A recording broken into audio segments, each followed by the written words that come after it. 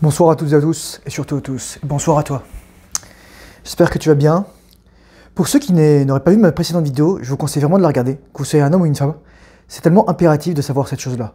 Si tu ne le sais pas encore, j'ai fait une vidéo sur la fertilité des femmes et en fait leur cycle de fertilité. Comment marche la femme? C'est tellement important, parce qu'on ne nous a jamais appris comment fonctionne une femme. Aujourd'hui, j'ai eu une expérience très particulière. Pour le plaisir, d'ailleurs, je suis allé faire 3 cours de yoga d'affilée, c'était la journée de la femme, et il y avait la journée internationale des droits de la femme, ou de la reconnaissance de la femme, et il y avait des cours gratuits en fait au studio de yoga. Ce qui est drôle parce qu'en fait, justement, les studios de yoga, c'est fréquenté majoritairement par des femmes. Alors qu'en Inde, les hommes et les femmes font autant de yoga. D'ailleurs, la plupart des grands maîtres de yoga, c'est des yogis. Et c'est bizarre qu'en fait, au niveau de l'Occident, ce soit principalement des femmes et que ce soit vu comme un truc féminin en fait de prendre soin de soi. Moi là, je viens de faire 3 cours de yoga d'affilée, ça fait littéralement 3h30 de yoga. Je suis mort, mais je suis calme en fait. Et j'ai les idées claires. Je suis sorti en fait, j'étais bien. Et j'ai fait des cours vraiment intenses. Et c'est du yoga chaud, et on transpire, et j'ai dû me déshydrater, donc il faudra, je pense, boire encore. Je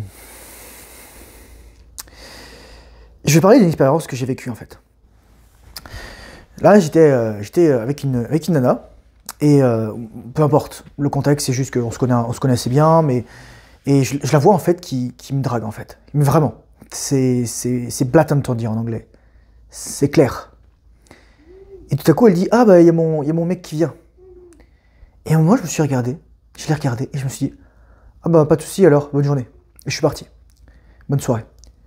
Parce qu'en fait, je me suis rendu compte d'une chose, j'ai eu un dégoût et j'ai eu de la pitié pour moi en fait. Et j'ai eu surtout de la pitié pour cette femme et pour son mec. D'abord vis-à-vis de moi parce que j'obtenais de l'attention gratuitement pour le coup. J'étais dans la position peut-être d'une femme qui était désirée par un homme, mais sauf que moi j'étais l'homme qui était désiré par la femme. Et je donnais rien en retour, littéralement. J'étais juste là et la femme, elle me draguait. Littéralement, elle voulait avoir une relation sexuelle avec moi. Et j'avais du dégoût parce que j'acceptais ça en fait. Et parce qu'il y a une partie de mon ego en fait qui se réjouissait d'avoir de l'attention féminine. J'avais aussi de la pitié pour cette femme qui n'a pas conscience finalement d'elle-même. Et en fait, j'ai compris une chose sur ma vie, c'est que je suis un éveilleur de conscience, je suis un accélérateur de conscience. Si c'est ma mission de vie, c'est ça en fait. Je suis là pour faire chier les gens avec la rétention féminine, pour leur dire: écoute mec, t'es endormi, arrête de te branler, arrête d'éjaculer. Ce n'est pas la bonne façon en fait de vivre. On a oublié les voies naturelles de vivre en fait, de la vie. Et c'est d'autant plus dur parce que la plupart des femmes, les femmes sont beaucoup plus facilement dans l'inconscient que les hommes. Parce que les femmes ont dû littéralement mettre leur sexualité dans l'inconscient.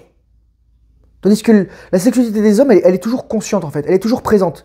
Elle est peut-être primale, elle est peut-être pas contrôlée, mais elle est toujours liminale, elle n'est pas subconsciente, elle n'est pas inconsciente. Alors que les sexualités des femmes, elle va être tue, elle va être taboue, elle va être mise sous silence, elle va être cachée. Une femme doit bien se comporter en société et se faire ravager au lit. Un homme, il peut se comporter comment il veut en société et on sait ce qu'il fait au lit, quoi. C'est juste ça, en fait. C'est juste que la femme, elle doit maintenir les apparences. C'est une dictature de l'apparence, en fait. Et j'avais finalement de la pitié pour le mec le conjoint de cette femme, parce que il n'a pas de respect pour lui-même. C'est un mec, je l'ai déjà vu, en fait. Il est assez grand, c'est relativement musclé. On va dire, il est pas musclé, quoi. Il a des tatouages, voilà, quoi. Il fait des études, etc. Bon, bref, peu importe. Il a un bon poste, mais en fait, il a choisi de se mettre avec une femme qui ne le respecte pas, qui drague d'autres mecs. Et donc, ça veut dire qu'il n'a pas d'option, en fait. Et ça veut dire que c'est un homme de mauvaise qualité. C'est un homme faible. Et donc, probablement, c'est un éjaculateur. Parce que si c'était un mec qui pratiquait la rétention féminine, la femme n'irait jamais voir ailleurs en fait. Ou alors elle aurait tellement peur en fait qu'elle, par son insécurité, elle se détacherait de cet homme. Ce qui m'est arrivé en fait. Moi j'ai déjà eu des filles en fait qui ont eu peur de moi parce que j'étais trop puissant pour elles, j'étais indomptable. J'avais trop d'ambition, j'avais trop de force, j'avais trop d'énergie. J'étais trop pour elles. C'est vrai en fait. Donc dans cette vidéo, vraiment, je voudrais te dire que en fait, le plus important, c'est de comprendre que quand tu vas être en orientation féminine, quand tu vas être discipliné sexuellement, tu vas attirer des femmes à toi. Mais il y a 3 types de femmes que tu vas attirer en fait. Il y a 3 types de femmes plutôt qui seront autour de toi, Et parmi ces femmes, il y a des femmes que tu attireras et d'autres que tu attireras pas.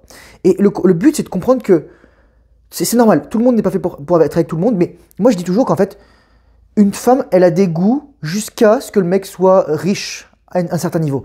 Et il suffit pas d'être ultra riche. Si t'es millionnaire, 99,999999% des femmes, elles sont à tes pieds. C'est tout. C'est un fait.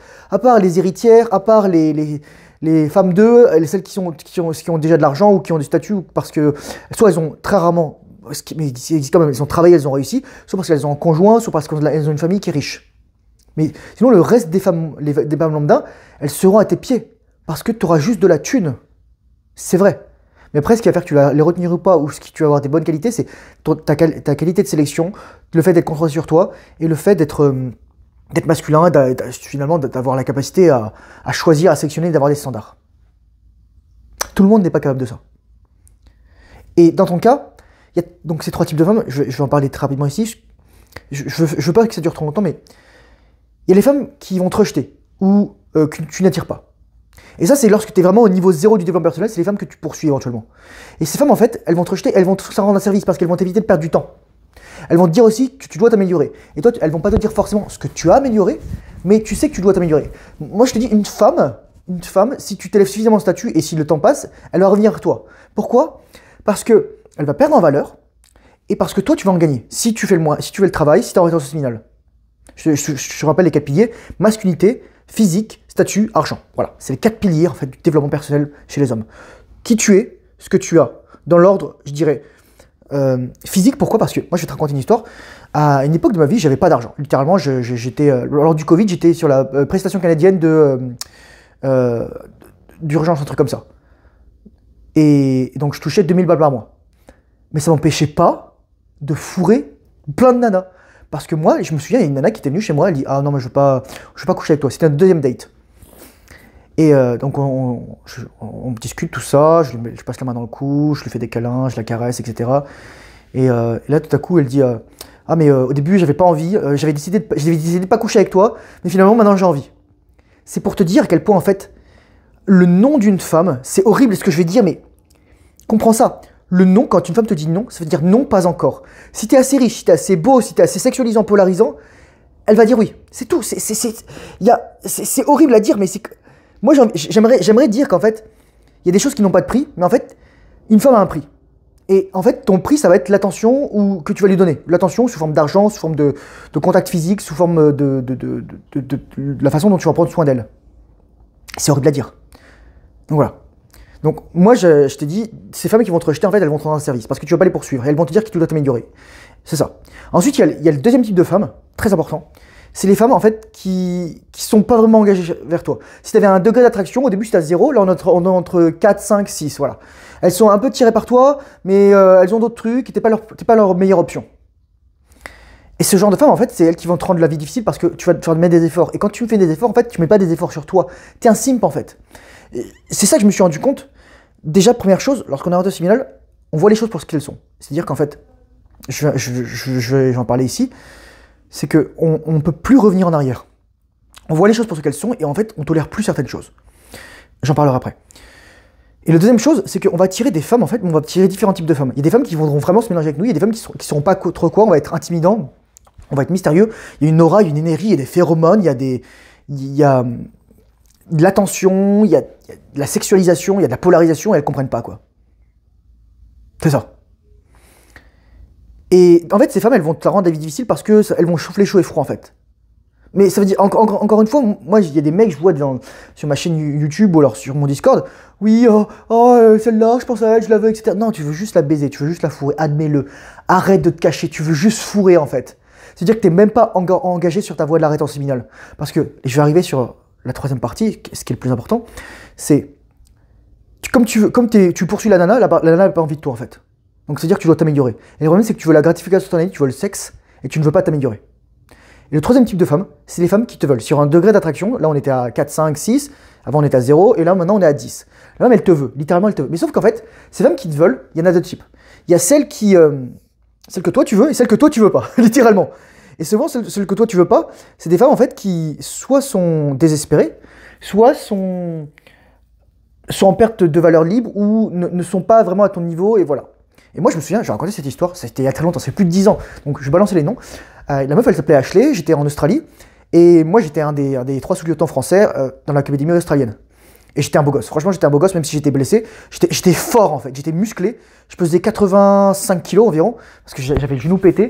Mais j'avais un haut de corps gigantesque, parce que je faisais des tractions littéralement lestées, quoi. C'était ça, en fait. C'était tout le temps des tractions lestées. Et j'en faisais beaucoup, parce que mes séries, elles faisaient entre 12 et 13 tractions. Et je claquais 8 séries, quoi. Donc ça faisait pratiquement 100 tractions. Mais j'étais énorme, quoi. Après, j'étais quand même blessé, j'étais sous médicaments, j'étais alcoolique, je matais du porno, enfin, j'étais pas une personne bien. Et ça te montre à quel point, en fait, les femmes, elles vont pas te sélectionner si elles sont désespérées. Il faut, en fait, pour qu'une femme, en fait, vraiment commence à ne pas t'aimer, il faut déjà que tu sois pas si top que ça physiquement, et ensuite que tu commences à dire « Ah, mais en fait, j'ai envie de me marier avec toi, je t'aime, etc. » Et tu dis que t'es amoureux d'elle avant qu'elle elle t'ait dit « Je t'aime ». Donc finalement, cette nana, littéralement, elle voulait tout le temps qu'on se voit, c'était horrible, c'était une cadette australienne. En plus, je vais donner la solution, elle était obèse. Et un jour, je me suis changé dans ma chambre, elle était dans ma chambre et j'étais en slip, et je sais pas ce qu'elle attendait en fait. Elle attendait qu'on couche ensemble. Et moi, je me suis mis en slip devant elle, en plus, j'avais genou pété, j'avais une fracture de la rotule auparavant, j'arrivais pas à tendre ma jambe, etc. Mais j'étais pas beau à voir.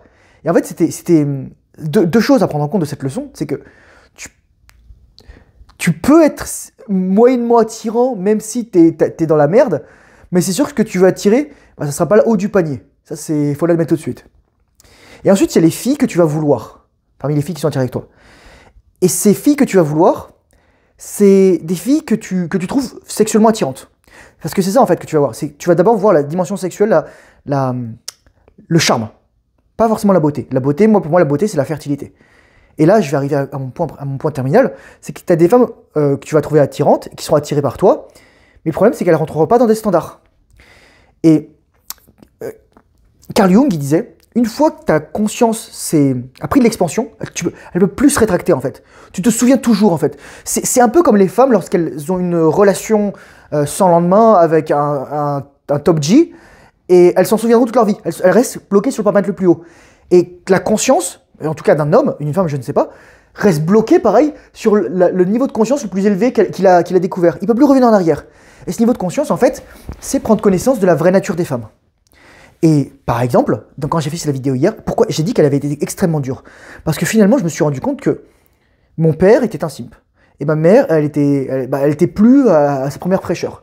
Et donc, elle a sacrifié ses plus belles années, probablement pas, je sais pas ce qu'elle a fait, soit pour travailler, soit pour elle a eu d'autres rencontres, voilà quoi. Et c'est comprendre que ta mère, en fait, tu deviens un adulte, et c'est ça ce que je vais dire, mais c'est terrifiant, mais c'est ça, tu vas devenir très fort si tu fais ça. Comprendre que ta mère, ton père, mais aussi ta mère surtout, c'est une femme comme les autres. Et ton père, c'est pas un homme comme les autres. Parfois, ton père, tu l'as jamais connu, c'est même pas un homme en fait, parce qu'il a jamais rempli son rôle de père. Mais ta mère est une femme comme les autres, c'est-à-dire qu'elle a ses pulsions sexuelles, elle a ses fétiches, elle a ses besoins, elle a ses envies, etc. Et lorsque tu te rends compte que ta mère est une femme comme les autres, que tu arrêtes de le mettre sur un piédestal, et que tu es capable d'avoir des discussions d'adultes, et qu'elle te prend plus comme un bébé, parce qu'en fait ta mère va toujours chercher à t'infantiliser.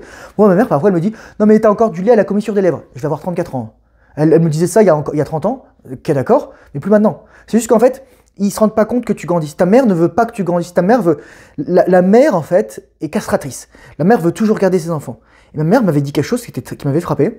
C'est que après le divorce, lorsqu'elle les avait toutes seules, elle avait dit un truc du genre « Moi, j'étais triste parce que je voyais les mères qui s'occupaient de leurs enfants et je pouvais pas faire la même chose avec vous. » Et je suis en fait, c'est une bonne chose, car même si, bon, pour parents, on a eu Internet et les jeux vidéo et la pornographie, au moins, on n'a pas été castré par notre mère.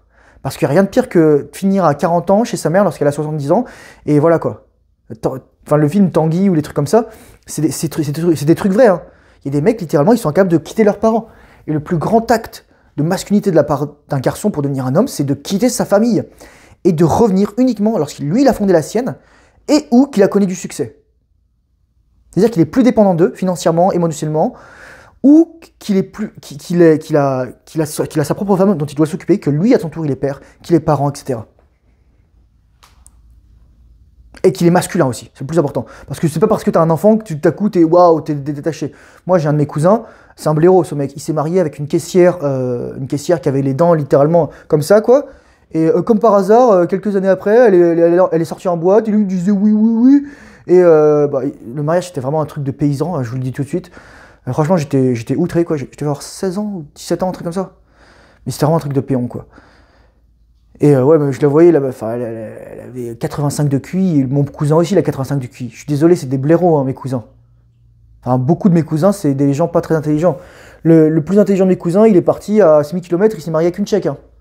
Enfin, 6000 km, non, plutôt, on va dire 1500 km de France. Il s'est marié avec une Tchèque. Voilà, il vient en République tchèque, à Prague, et il a tout compris, quoi. C'est ça. Donc, je t'ai fait cette vidéo, la précédente, sur la fertilité des femmes, parce que en fait, tu dois avoir des standards sur les femmes. Parce que la plupart du temps, les mecs, ils disent oh, elle est trop belle la femme, elle est vierge, etc.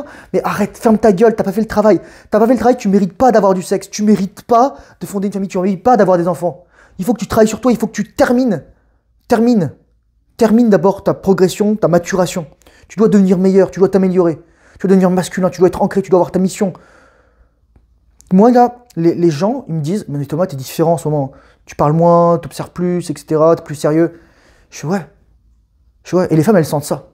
Les femmes, en fait, lorsque tu as un retard séminal, lorsque tu es discipliné sexuellement, elles vont être automatiquement séduites par toi. C'est terrifiant ce que je dis là, mais le feedback que j'ai de la part des femmes, enfin, c'est un truc de fou, quoi. C'est impressionnant. Il y a une expérience là, qui m'est arrivée.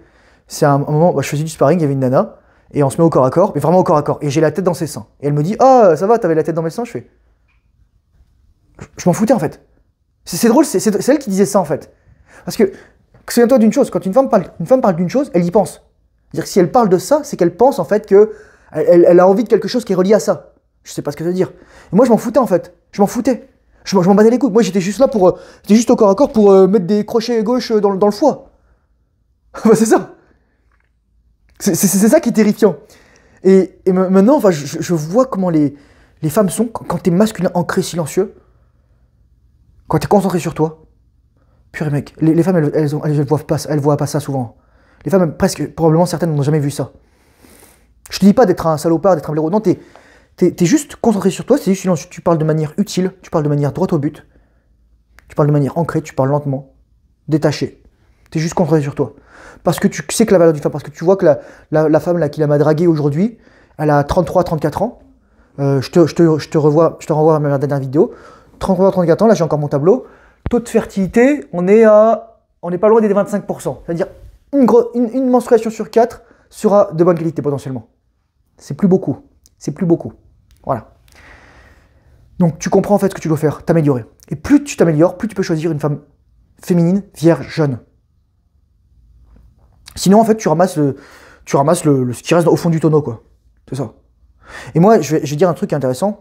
Pour moi, un homme qui couche avec plein de femmes, en fait, maintenant, en plus, je me rends compte, Andrew Tate, c'est un mec qui se met oh, ouais, je baisse tout le monde, etc. Ou un mec sur mon Discord, il dit, oh, regarde, je peux fourrer tout le monde. Mais en fait, t'es une gonzesse. T'es un sextoy d'attention. La meuf, elle dit, ah, j'ai envie de baiser. Et toi, tu la baises. Littéralement, c'est toi le simp. C'est toi la gonzesse, en fait. Un mec, s'il est concentré sur son objectif, et s'il veut fonder une famille, s'il veut trouver une femme de qualité, il veut pas coucher partout, en fait. Et c'est ça. Il peut pas se permettre de ça. Moi maintenant, en fait, c'est horrible, mais je vais parler de cette expérience. Hier, j'étais avec un ami et il voulait essayer. Il s'est jamais inscrit sur l'application de rencontre. Il avait Tinder, Bumble et Hinge. Et en fait, je voyais toutes les meufs en fait qui le likaient. Et c'était des meufs. Franchement, les gars, c'était des meufs de merde. En soi, je vais être horrible en disant ça, mais c'était des meufs de merde. C'était des meufs qui sont désespérées, qui sont Tinder. Sur Tinder, mec, c'est pas une dating app, c'est une mating app. Dating, c'est-à-dire rencontre. Mating, c'est-à-dire accouplement, copulation. Donc quand tu es concentré sur ton objectif, ta vie, quand tu te concentres sur toi, les femmes elles vont t'envier. Les femmes elles veulent ça en fait. Les femmes elles sont câblées pour voir ça. Et elles s'en rendent pas compte. C'est pour ça que je disais qu'en fait, les femmes sont beaucoup plus inconscientes. Et que moi je suis un éveilleur de conscience, mais c'est dur parce que les femmes se rendent pas compte en fait. Parfois il y a des femmes qui commentent sur mes vidéos, mais c'est drôle parce qu'en fait j'ai quand même des propos assez, qu'on pourrait dire agressifs, ou crus, ou rentre dedans. Et en fait, les femmes qui vont commenter sur mes vidéos, c'est qu'en fait, elles veulent mon attention. C'est ça en fait. C'est juste ça. C'est horrible. Oui, les hommes, ils veulent mon attention, mais c'est différent. Un mec, il veut pas sortir avec moi, il veut pas coucher avec moi, il s'en bat les couilles. Tu vois ce que je veux dire? Mais lorsqu'il y a un rapport parfois de hiérarchie qui va se situer, souvent, un membre plus périphérique de la hiérarchie, il va bénéficier en fait d'avoir de l'attention pour éventuellement s'élever dans la hiérarchie d'un membre qui est plus élevé. C'est juste ça. Après, le but, en fait, comment s'élever dans une hiérarchie? On contribue. C'est juste ça. On contribue. Comme dans la tribu, bah on contribue. Voilà. C'était une vidéo assez dense, assez riche. Moi, ce que je veux te dire, c'est quand tu as des standards, quand tu es concentré sur toi, quand tu es masculin, quand tu es ancré, quand tu fais ce qui est important, quand tu es discipliné, quand tu pratiques la rétention séminale, tu n'as plus d'excuses en fait pour te dilapider, je t'ai encore dit en fait, pour dilapider ton attention dans les femmes. Surtout parce que tu te rends compte que 99% des femmes aujourd'hui, c'est des femmes de mauvaise qualité. Et c'est moche comme ce que je vais dire, mais c'est vrai. C'est des femmes qui ont un body count élevé, des femmes qui sont plus âgées, littéralement, trop âgées pour fonder une famille, qui ont un trop haut body count pour s'attacher, et on sait ce qui va se passer en fait. On sait ce qui va se passer. Et en fait, moi je pense que c'est une bénédiction que je n'ai jamais fait d'enfant, que je me sois jamais engagé dans une relation à long terme. Parce qu'en fait, là c'est drôle parce que quelqu'un a mis un... J'ai encore dit en fait. Quelqu'un a mis un short sur ma chaîne, mon Discord. D'ailleurs, si tu veux rejoindre mon Discord, il est là. Voilà, j'ai plein de trucs. Je fais un bouquin de coaching, je te le conseille d'aller voir, c'est vraiment intéressant. Et si tu veux me contacter, on peut prendre une petite séance ensemble, peu importe. Voilà, les liens sont dans la description. C'est qu'il disait, quelqu'un qui a une conscience intégrale ne peut pas travailler dans un milieu social traditionnel. Et je dirais même plus, en fait, quelqu'un qui a un niveau de conscience intégrale ne peut pas s'intégrer dans un espace social traditionnel. Dire que moi, quand je vois les gens qui se marient, je me fous de leur gueule en fait. Les gens me disent ah ouais, moi, on s'est rencontrés par Tinder, on est encore ensemble. Les mecs, ils ont des copains, des copines, etc. Les mecs, ils veulent juste de l'attention. Les femmes veulent du sexe et vice versa. Et les mecs veulent du sexe et de l'attention, peu importe. Ils veulent de l'attention féminine sous forme de sexe. Et les femmes veulent de l'attention masculine sous forme d'attention, de petites attentions, de cadeaux, d'argent. C'est juste ça en fait. Au lieu de fonder des foyers pérennes, au lieu de fonder des familles, au lieu de travailler sur soi avant de s'engager, au lieu de préserver notre virginité pour les femmes, de se concentrer sur nos objectifs et de nous améliorer pour les hommes, ben, on couche partout. Et on s'en vante. On s'en vante. Un homme ne gagne rien à coucher avec une femme. Il gagne peut-être de l'expérience, de la confiance. Mais ça, il aurait pu le faire avec la femme de sa vie. Et c'est son père qui lui aurait pris. Et d'autres hommes. Et voilà, des tuteurs, des mentors. Un homme gagne quelque chose à coucher avec plein de femmes si, un, il les féconde, et si, deux, il a les moyens de subvenir aux besoins de leur progéniture. Donc en fait, de transmettre les générations suivantes. Et probablement aucun des personnes qui sont dans ma communauté, ou même moi, qui me suivent, etc., qui regardent cette vidéo, n'est dans ce cas-là. Et t'as pas besoin non plus d'être Gengis Khan pour être heureux dans ta vie. T'as besoin que d'une femme, en fait. T'as besoin que d'une femme pour fonder une famille. Donc t'as besoin que de toi-même pour être heureux, et de t'être aligné avec toi-même. J'espère que cette vidéo aura pu t'éclairer. Si tu ne l'as pas encore fait, je te conseille de regarder mes précédentes vidéos sur la vérité et la fertilité des femmes. C'est tellement important. Comme ça, tu pourras faire des choix éclairés. En fait, tu te rends compte de la valeur véritable des femmes. Et tu te rends compte d'autre chose aussi, c'est que c'est toi le trophée. C'est toi le trophée. Les femmes, en fait, leurs ovules, lorsqu'elle a 35 ans, les ovules de la femme, ils ont 35 ans. Lorsque la femme elle a 18 ans, les ovules de la femme, ils ont 18 ans. Lorsqu'elle a 45 ans, les ovules de la femme, ils ont 45 ans. Mais toi, quand tu as 45 ans, tes spermatozoïdes, ils ont 8 mois maximum. Et c'est les plus vieux, bah, c'est pas très grave, en fait, ils vont être recyclés. Un spermatozoïde, ça met 4 mois pour maturer environ, et ça vit 4 mois dans tes testicules. Si t'en prends soin, si t'es en rétention séminale, si tu fais les bonnes habitudes, si tu prends pas de stéroïdes, si tu prends éventuellement des suppléments, si tu te glaces les burnes, si tu fais les douches froides. Je te dis, mec, c'est toi le trophée. C'est toi la récompense, c'est toi la médaille. Mais encore faut-il que tu fasses le travail. Parce que si t'es la médaille en chocolat, on s'en fout, quoi. Faut être la médaille d'or, là, quand tu la croques, tu te pètes les dents. La médaille en platine, la médaille en diamant. Fais le travail difficile, surtout lorsque tu n'en as pas envie, reste discipliné. Courage, force, honneur, bonne intention séminale. Et je te dis à très bientôt dans une prochaine vidéo. Au revoir.